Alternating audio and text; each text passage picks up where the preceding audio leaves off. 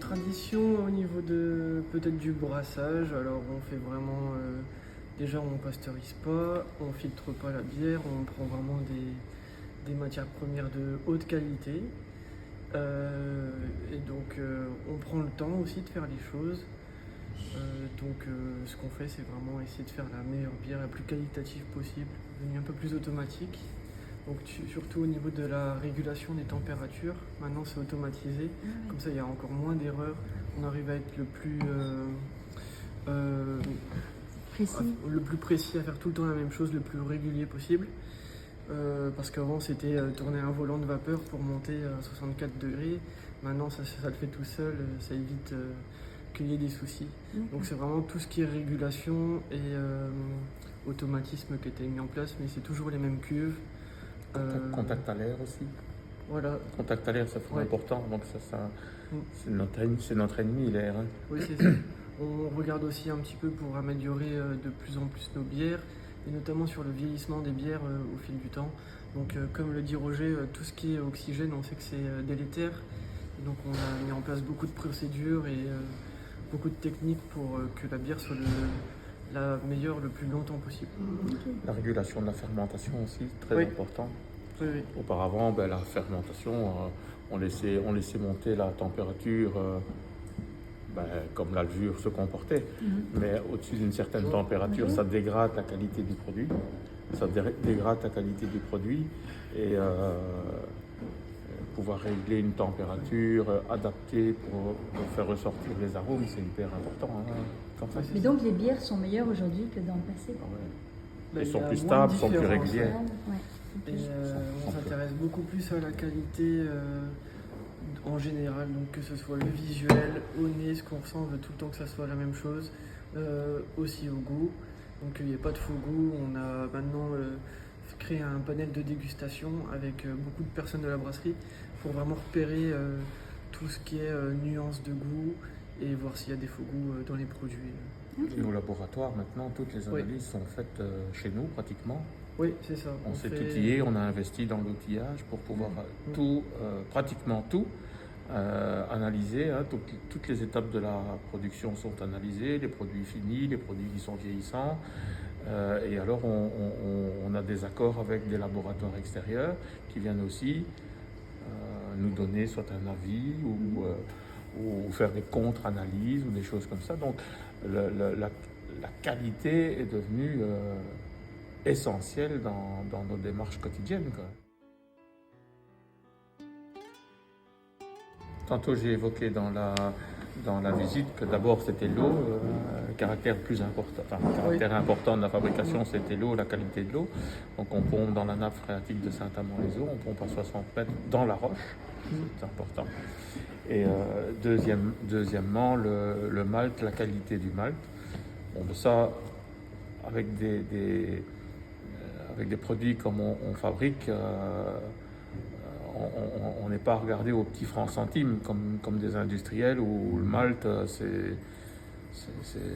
tire sur les prix. Donc chez nous, notre relation avec le malteur, c'est de dire voilà, nous on veut quelque chose d'impeccable, on discute pas trop le prix, quoi.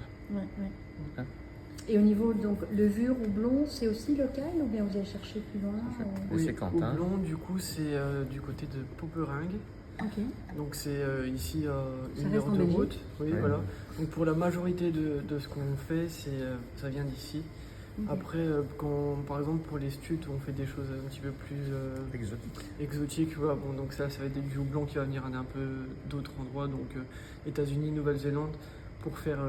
C'est là-bas qu'on va retrouver des houblons qui font des notes de fruits tropicaux, des notes de fraises, de melon.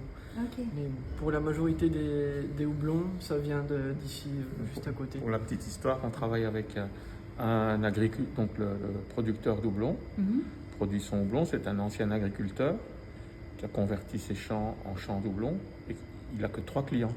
Ah, ouais. 3 clients qui achètent toute sa production. Voilà. Une ferme agricole familiale. Et donc, ils n'ont que 3 clients, donc il y a 3 brasseries et ne cherche pas à en avoir d'autres, puisque toute sa production, elle part chez 3 clients. Quoi.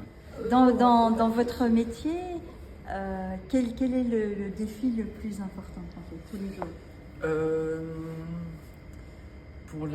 C'est toujours trouver à améliorer les choses, donc l'amélioration continue. Donc que ce soit au niveau du process, au niveau des bières, essayer de faire des bières encore plus qualitatives ou des nouveaux goûts. Donc avec la gamme Stut, où on essaye tous les 3 mois de faire un produit qui sort un petit peu du commun. Donc voilà, c'est vraiment l'innovation qui me plaît le plus. Et ça, vous faites dans la microbrasserie qu'on a vu en bas? C'est ça, oui. Des petits tests? Oui, voilà. Donc Okay. là, par exemple, aujourd'hui, j'ai brassé. C'est un test de bière légère en alcool. Et donc, je fais... Tu ne me dis pas tout, là. Ah non, je dis pas tout, il y a des petits secrets comme ça, mais oui, il y a eu déjà presque 200 brassins faits sur 100 litres pour faire tous les tests, toutes les bières qui vont sortir. Par exemple, la Pédé Nova qui est sortie, il y a eu 20 brassins à la Pico. Donc, ah oui, pour en sortir une. Voilà, pour trouver la recette. 20, oui. Et c'est surtout moi je trouve que c'est surtout l'amélioration continue qui est hyper importante dans une production comme la nôtre. Parce que bon, tu sors une bière, on cherche toujours à l'améliorer. C'est comme un cuisinier, il sort un plat, mais il cherche toujours, il n'est jamais content de ce qu'il a fait. Il cherche toujours un petit quelque chose à mettre en plus ou en moins, ou travailler ses températures, ou travailler ses ingrédients. Voilà, il cherche la perfection, et c'est un petit peu, c'est en tout cas l'esprit de la maison, quoi. En Belgique, on a une grande spécificité, c'est la gueuse, qui a nulle part au monde. Mais par contre, les brasseurs belges se sont plus orientés dans des bières de spécialité type triple, forte, quoi. Donc ça, c'est notre ADN. Mais bon, le marché, un producteur, il se doit de suivre un peu le marché, il se doit d'être attentif au marché. Et le marché demande maintenant des produits moins forts, des produits, ben oui, voilà, des produits, comment vais-je dire, IPA, des choses comme ça, des variétés de bières différentes. Et les producteurs belges s'adaptent, hein, donc on est un peu obligé, quoi.